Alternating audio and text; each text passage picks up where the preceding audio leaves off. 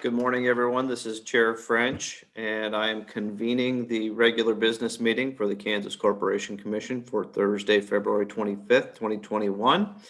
I'm joined today by Commissioners Keene and Duffy. And on today's agenda, we have 12 consent agenda items and 3 noticed items, and we also have an employee recognition. So with that full agenda, we will jump right in to our first item, and that is consideration of our consent agenda. Commissioners, you've had an opportunity to review the proposed items on today's consent agenda. We'll first ask if you have any questions about those items, and I'll start with Commissioner Keene. And none for me, thank you. Commissioner Duffy. I do not, and I move approval to adopt the consent agenda. Second.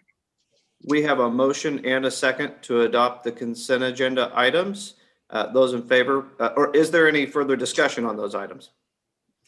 Hearing no discussion, those in favor of adopting the consent agenda, please vote aye.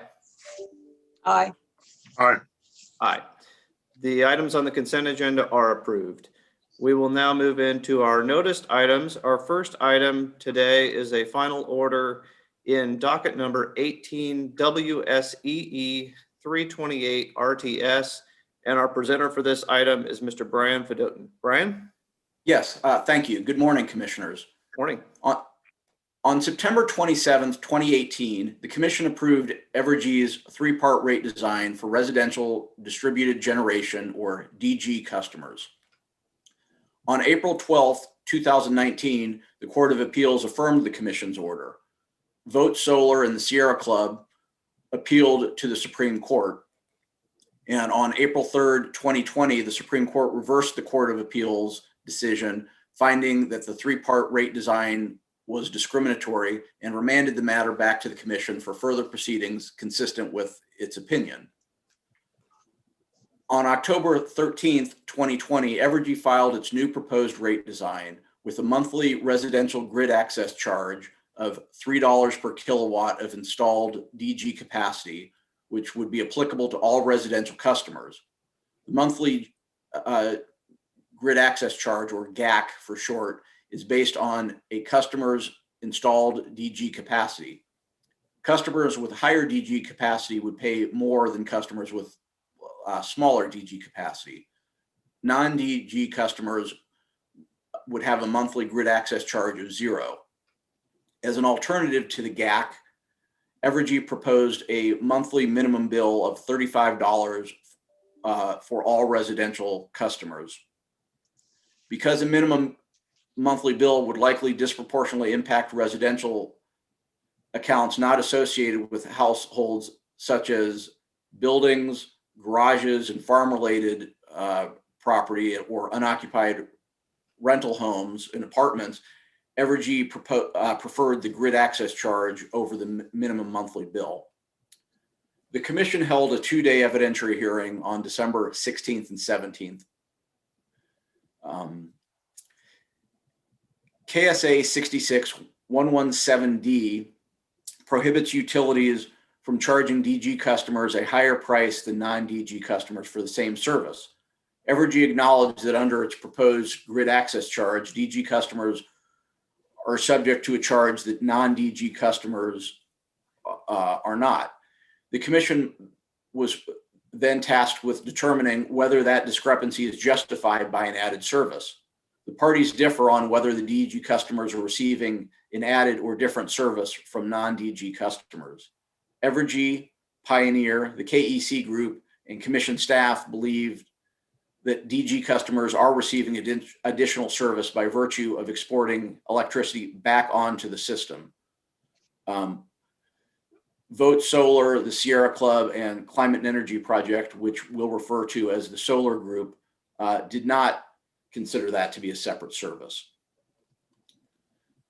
The evidence suggests that DG residential customers are receiving an additional service to those provided to non-DG customers, chiefly the ability to export excess generation back onto Evergy's system.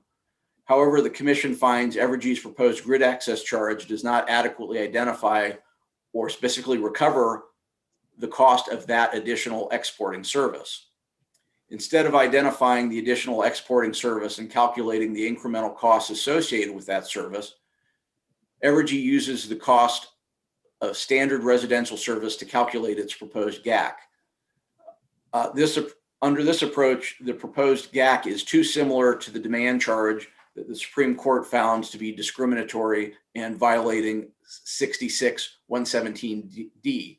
Therefore, the Commission denies Evergy's proposed grid access charge. The order notes that the denial of this particular proposed grid access charge should not be viewed as a blanket rejection of the grid access charge concept. Exporting electricity back onto the grid may constitute a separate additional service to DG customers. Had Evergy demonstrated that its proposed grid access charge was based on the incremental costs of the exporting service, the Commission may have reached a different conclusion. Turning to the minimum monthly bill, none of the parties appear to claim that a minimum monthly bill would violate KSA 66-117D, but there is a question of whether it is overly regressive and would disproportionately impact low-income customers. In addition, the Solar Group criticizes the minimum monthly bill for undermining price signals to reduce usage. CURB shares that concern.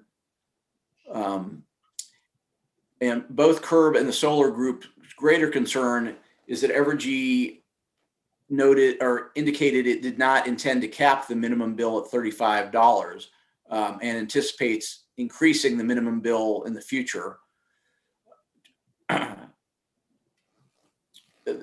Since Evergy has roughly 1,100 DG customers on its system, and that number doesn't grow by leaps and bounds,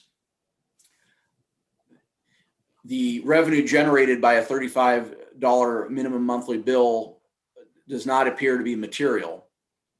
And while staff credits Evergy with being proactive, it believes a minimum monthly bill is a short-term stopgap measure. The Commission agrees that based on the small number of DG customers currently on the system, rather than enact a stopgap measure, it would be better policy to wait until Evergy's next general rate case to address the subsidization issue more holistically. Under this order, the RSDG rate class will remain a separate class for tracking purposes, and the DG tariff will mirror the two-part rate design of the standard residential tariff, meaning residential DG customers will be charged the identical rates as standard residential customers, but preserving the RSDG tariff will allow Evergy to track the class for future rate-making purposes. The Commission encourages all stakeholders to explore legislative changes to modernize the net metering laws and other statutes. Lastly, the Solar Groups assert a refund of the demand charges collected under the RSDG rate is necessary to give the Supreme Court's decision effect.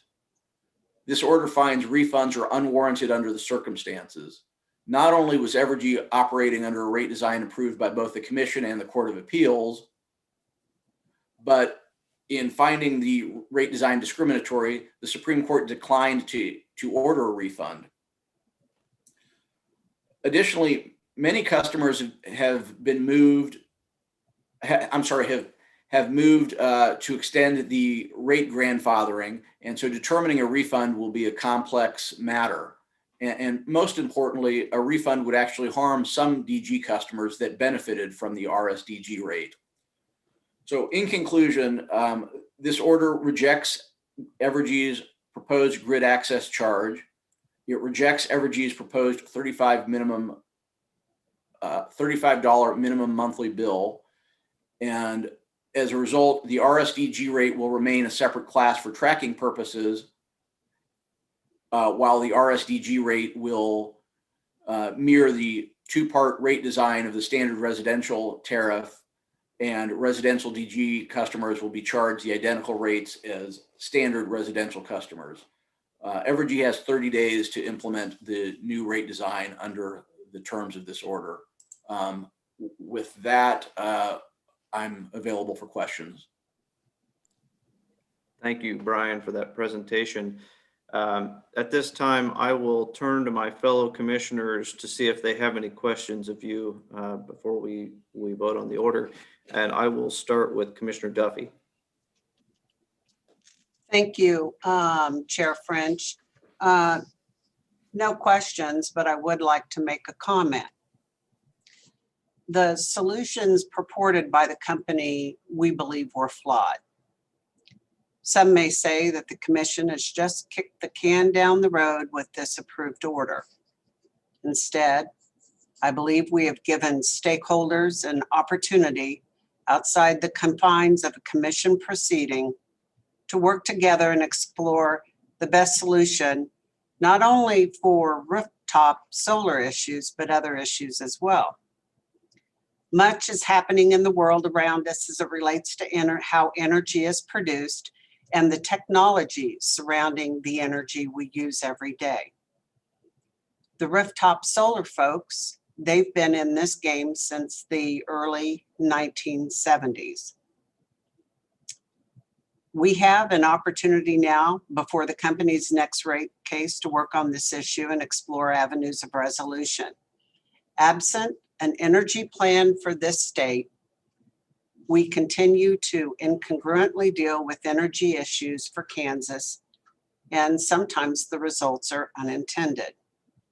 Our economic vitality for the state of Kansas demands that we do better. And I believe we can and we will. Thank you. Thank you, Commissioner Duffy. Commissioner Keen, do you have any questions? No questions. Thank you, Mr. Chairman. A few thoughts and one observation to preface that. I want to thank Brian Fedotin, our general counsel, for his stewardship throughout this remand proceeding. It's been kind of an arduous process in several different respects, but I think applying his professionalism to the task here, we've all benefited from that. And I thank you for that, Brian. I'm sure I speak on behalf of my colleagues. Well, thank you. You bet. A few thoughts from me. First, a brief explanation of my concurring opinion. Under the Kansas Open Meetings Act, commissioners are precluded from certain non-public communications with each other regarding pending matters before the commission. And those prohibitions are certainly applicable to this docket.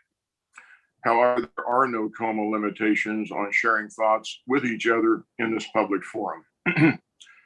First, and to be clear, I concur and join in approving and adopting this order.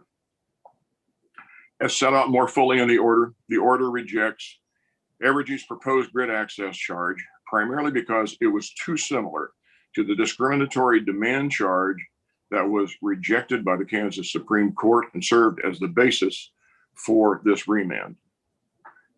The order also rejects Evergy's proposed $35 minimum monthly bill.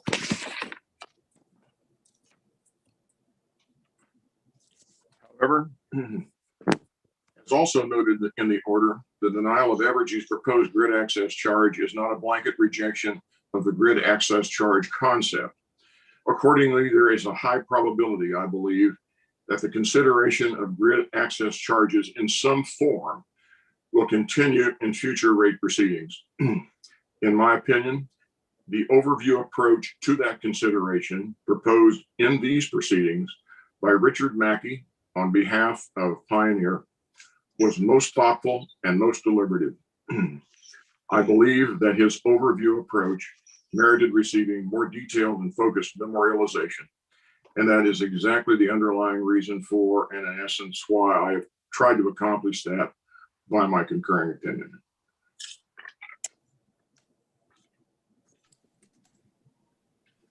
Beyond the concurring opinion and with regard to the order more generally, it's my opinion that in the recent history of the commission, These proceedings and this order are potentially seminal events. With the benefit of a broad diversity of interveners that were present in this docket, we have focused on a thorough and deliberative analysis and review of various alternative rate designs for residential distributed generation customers. We've tried to balance, I think, sometimes competing and complex objectives or tasks. Ideally, residential DG rate design should simultaneously encourage energy efficiency, not deter residential solar development, provide solar customers with the opportunity to utilize their investments, allow Evergy to receive a lawful authorized return, not disadvantage Evergy non-solar residential customers, and overall would be a rate design that is fair and equitable and in the long-term public interest. I believe with this order, the stage is set for an even more deliberative process prospectively. As the Evergy 5-year rate moratorium terminates in late 2023, as the number of DG residential customers continues to increase at a yet to be determined pace, and as these events provide a prelude to the next Evergy rate case. This order provides the basis for a major reset, in my opinion, in the examination of residential electric rates. At least until the next Evergy rate case, the Evergy rates for residential DG and non-DG customers as a result of this order will be identical. Furthermore, with this order, Evergy and all interveners are provided with a 2-year time horizon in advance of Evergy's next rate case to more holistically, I believe, reflect upon alternative residential rate designs while taking into account the changes that will inevitably occur in the residential electric marketplace from now until the time of that next rate case. Thank you. Thank you, Commissioner Keen. Do we have a motion to approve the order? So So moved. moved. And a second? Second. Thank you. We have a motion and a second to approve the proposed order in 18 WSEE 328 RTS. Is there any further discussion? Perhaps if there's not further discussion by the other commissioners, I'll make just a couple comments. I typically want the order to speak for me, but I think in this circumstance, a couple of pieces of nuance maybe are warranted. Although I will emphasize that the order does speak entirely for me, and I fully endorse the order. I think the only nuance I would add is that as I reviewed the history of this proceeding and the dockets that even led up to this proceeding, I am convinced from a technical standpoint that there is some amount of subsidy that flows to residential distributed generation customers associated with their use of the grid and status as standby customers. I think, from my perspective, the demand charge, whether good or bad policy, was in my perspective lawful, based on the fact that those customers had very different usage patterns that may have caused them not to pay for their fair share of the fixed costs of the grid. That said, the Supreme Court had a very different view on that, and the Supreme Court very clearly felt that these customers' status as partial requirements customers or standby customers was not a sufficient justification for an added charge. And so as we move forward to consider the grid access charge, I think we had to keep in mind that the status, the usage patterns of these customers, and their status as partial requirements customers was not a sufficient justification, that if there was a new charge, it had to be justified by an additional service. And that was the basis, at least for my vote, against the grid access charge in this case, and why I don't foreclose the idea of a grid access charge in the future if it's based on actual incremental costs and benefits associated with the exporting services. But I think very clearly the Supreme Court has told us what the law of the land is, and at least for residential distributed generation customers, standby service or being a partial requirements customer is not a sufficient justification for an added service under the Supreme Court opinion. But with that said, I really would encourage the parties and our agency to talk about new legislative models and new rate designs. As my fellow commissioners have noted, this is not an issue unique to Kansas. Others have implemented net metering 2.0 and beyond, and I hope we will look at new models to try to figure out the appropriate way to value these resources and incorporate them into a more modern and holistic rate design. So those would be my comments, which I hope are completely consistent with the order, and the order does speak for me. And so with that, if there is no further discussion, I will move us to a vote on the order. Those in favor of approving the final order in this docket, please vote aye. Aye. Aye. The order is approved. Thank you, Brian. Thank you, commissioners. We will now move to our second noticed item. This is in docket number 21 EPDE 282 TAR. It's an order approving ad valorem tax surcharge rider, and our presenter is Carly Massenthin. Carly? Good morning, commissioners. Morning. So the order before you today grants Empire's 2021 ad valorem tax surcharge rider request. Ad valorem surcharges are designed to ensure a utility can recover the amount it spends in property taxes each year through its rates. KSA 66117F gives the commission authority to determine if ad valorem surcharge requests are just and reasonable.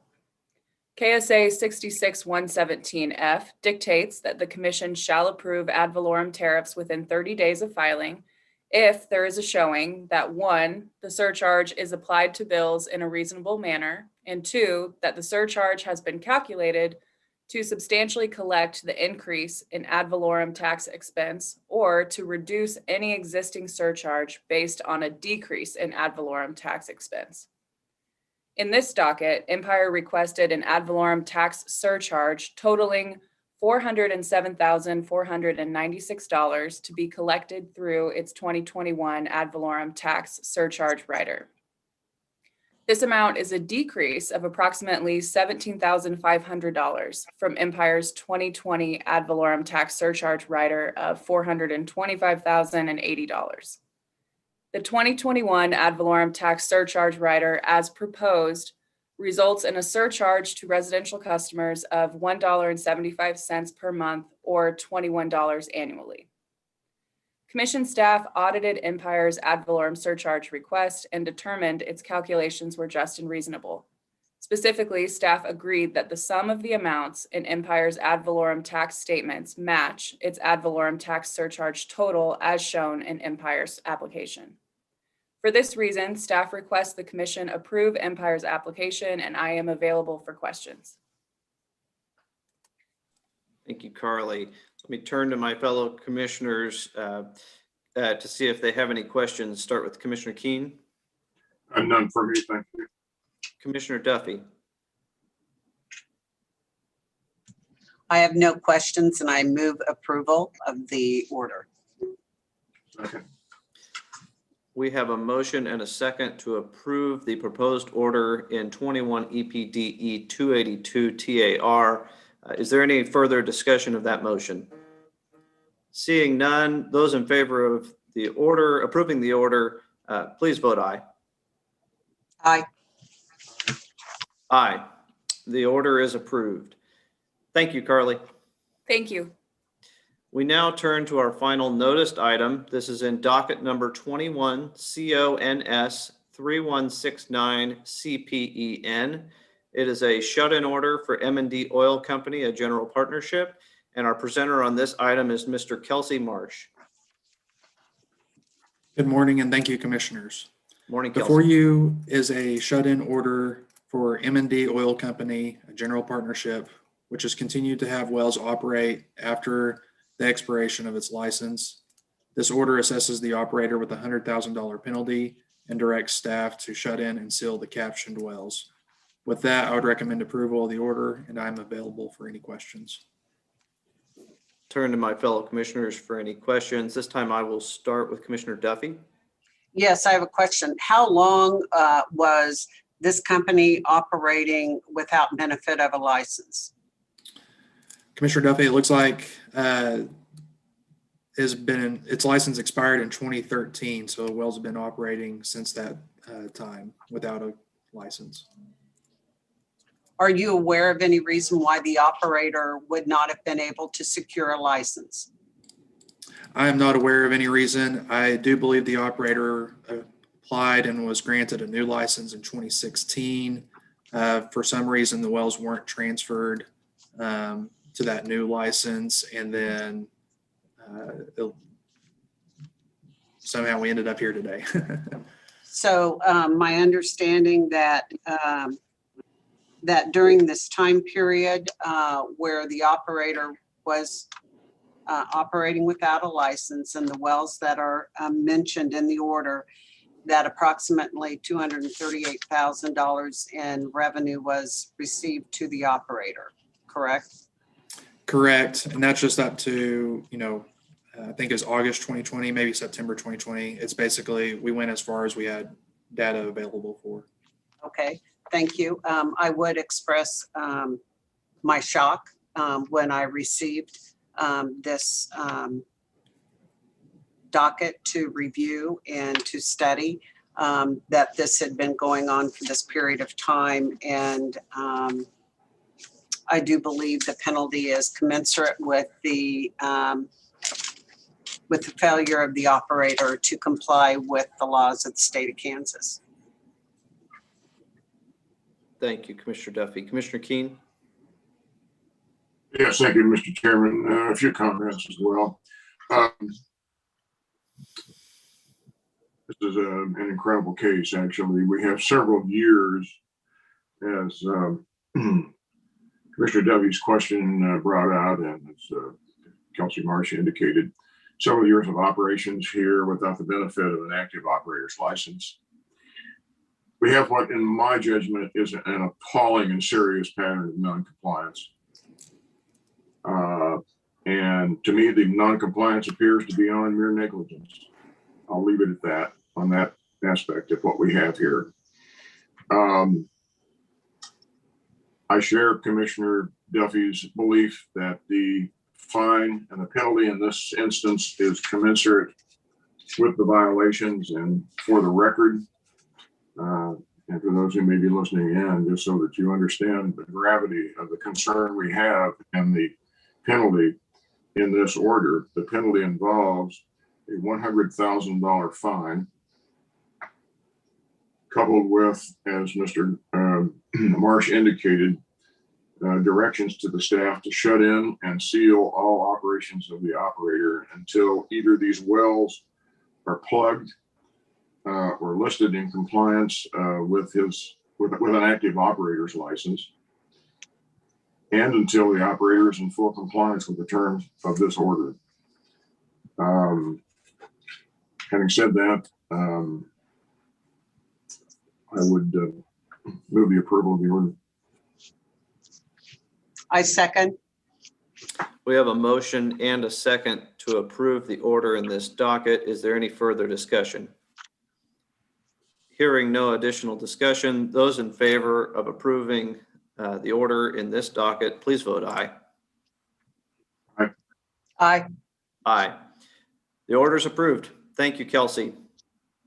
All right, we will now move on to lighter fare.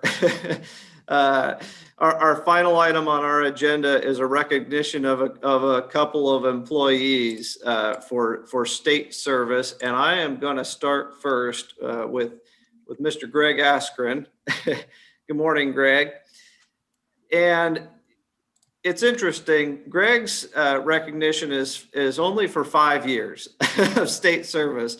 But when I read Greg's background, you'll all see that he's far from a 5-year state service employee. So let me give Greg's background. He did start in 1986 with the Kansas Department of Transportation as an equipment operator. Moved over to become a trooper with Kansas Highway Patrol in 1988. Was promoted to Trooper 2 in 1992. And then in 2001, he was promoted to Master Trooper and did that for, it looks like, over 14 years, and then retired in 2015. But then, with our great fortune, Greg came over to the KCC as a special investigator in the Transportation Division in 2016. And so now he's been there over 5 years. And so, yes, your state service link did reset with retirement, but you are far from a 5-year state employee. So want to make sure you get all of that due, sir. Let me turn it to my fellow commissioners if they would like to offer any words of recognition, and I'll start with Commissioner Keene. Yes, thank you, Mr. Chairman. Greg, thank you so much for your service to the commission and to the state. You joined in my even personal experience, several other colleagues within the Transportation Division who came to us from the Highway Patrol. And I'm really quite proud of the nexus that the Transportation Division has with the Highway Patrol. I know to a certain extent we fund the Highway Patrol operations, certainly through fees that are derived from the regulation of motor carriers. But in you in particular, I mean, you came up through the ranks as a trooper. You've been willing to give of your time and substantial skill sets on behalf of the state of Kansas. And I'm hoping for, in a very selfish way, for our sake, that this is 5 years going on, many more. So thank you so much, Greg, for your service. We're grateful. Thank you. Commissioner Duffy, would you like to offer any words of recognition? I would, and thank you for the opportunity. Mr. Askren, I really haven't had the pleasure to get to know you, but I do believe that your experience as a trooper for many, many years, and I'm not quite sure what district you served in out there on the highways, but I imagine you have seen it all. And to have served that long, you very much understand the rules of law that we operate under. And also, I believe you understand the business of motor carriers probably pretty well. And as such, I'm sure you're an asset to this commission and to the other special investigators with your skill and experience that you can offer. I appreciate, as my fellow commissioners have said, your service to the state and now to the commission in particular. And with that, I hope that you will always be well and be safe out there on the highways. And thank you again and congratulations on this other mile marker for you. Thank you. I appreciate the remarks. And my first trained in Liberal with the Highway Patrol, and my first duty station was in Elkhart. So, and I've seen all corners of the state. So, but I grew up in Jackson County, up north of Topeka. So it gave us an opportunity to get back closer to family, moving back here to Clyde County. So I appreciate the recognition and the remarks. Thank you. You deserve it, Greg. And before we move on, I don't want to miss, Gary, would you like to say any words of recognition for Greg? Yes, I would. Thank you, Mr. Chairperson. And good morning, commissioners. Yeah, Greg, we had a opening, and I heard that Greg had retired, and he was in North Central Kansas, which we needed a new investigator in that area. And, you know, a highway patrolman has a lot of good background, but not all of them have the personality to do what our investigators do, because we need to transition not only from enforcement, but to serve the motor carriers we deal with. And Greg has been a perfect person. He's got the whole aura about him that allows him to relate well with motor carriers. And he can walk in, but he can be firm and fair because we are an enforcement agency. But we do really work on educating with our regulation. And Greg has really transitioned into that role well, and he's been a true asset to us. Not, you know, it's not just words to say, but it's a true action of what he's done. And we have really appreciated the fact that Greg is there, and he serves in all kinds of capacities because he's on the board for Cloud County Community College. And, you know, and so he's a serviceman, but he understands the need to keep people safe on the highways. And that's what we really appreciate about him. Thank you, Gary. Well, and thank you again, Greg. Again, mighty impressive resume. And we're so happy to have you here. Thank you, Chair. Well, let's move to Mr. Dwayne Sims next. And this is a true 15-year recognition. So Dwayne, if my records are correct, you also started out at the Kansas Department of Transportation as an equipment operator, which is interesting. That was back in 2006. But then shortly thereafter, you saw the light and you came to the KCC in 2007 as a petroleum industry technician 1. And then quickly were promoted to petroleum industry regulatory technician 2. Did that job until 2015 when I guess your position title changed over to environmental compliance regulatory specialist. But then just recently in 2019, you were promoted to a UIC coordinator. So you've been with us 15 years, been willing to take on new challenges, you know, every few years throughout that, and have been a steadying influence in your division. So thank you for your 15 years. And I will let me turn again to my fellow commissioners so they can recognize you as well. And I'll start with Commissioner Keene. Yes, thank you, Mr. Chairman. Good morning, Dwayne. Morning. Wow. Where do I start? I've known Dwayne since he started with the commission. We've spent some time in the field together. My general impression from Dwayne is really quite straightforward. Consummate professional, very detail oriented, extremely conscientious, attempts to be fair and yet firm in assuring that the conservation laws of the state as administered by the Conservation Division are upheld. Now he's worked through the ranks here, up to the point now where you are the UIC coordinator for District 3. And this is, I think, one of the most important senior management positions, certainly within the district, because it is District 3. You're basically responsible for underground injection for more injection wells than in any other district.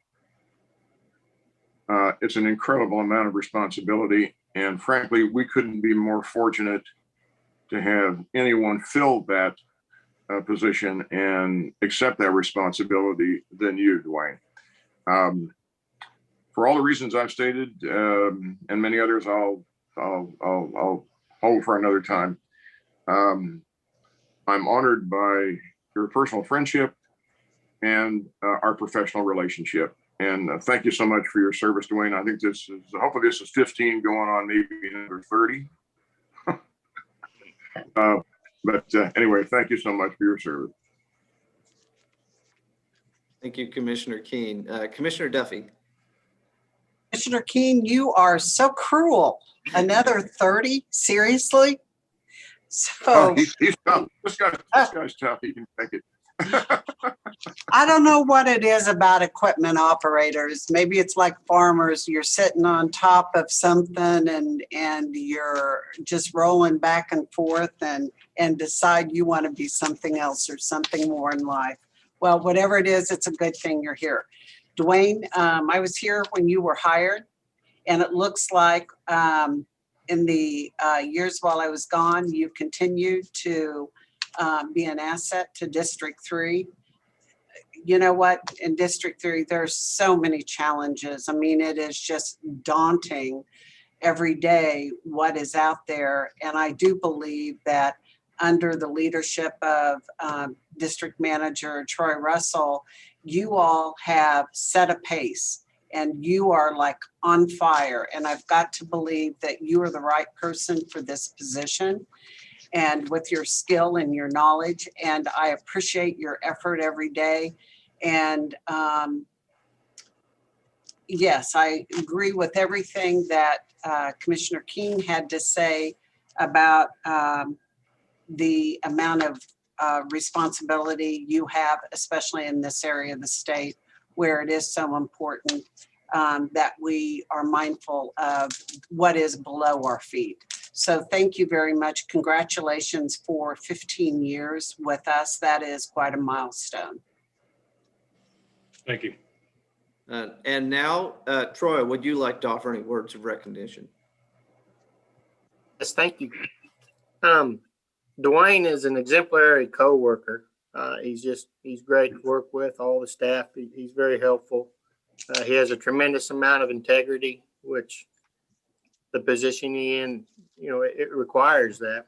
But he shows great initiative, and it's much appreciated. He embraced the UIC module on Kohler, and has largely took it upon himself that he works with the other ECRS staff in the field to ensure that they understand how to work through that process.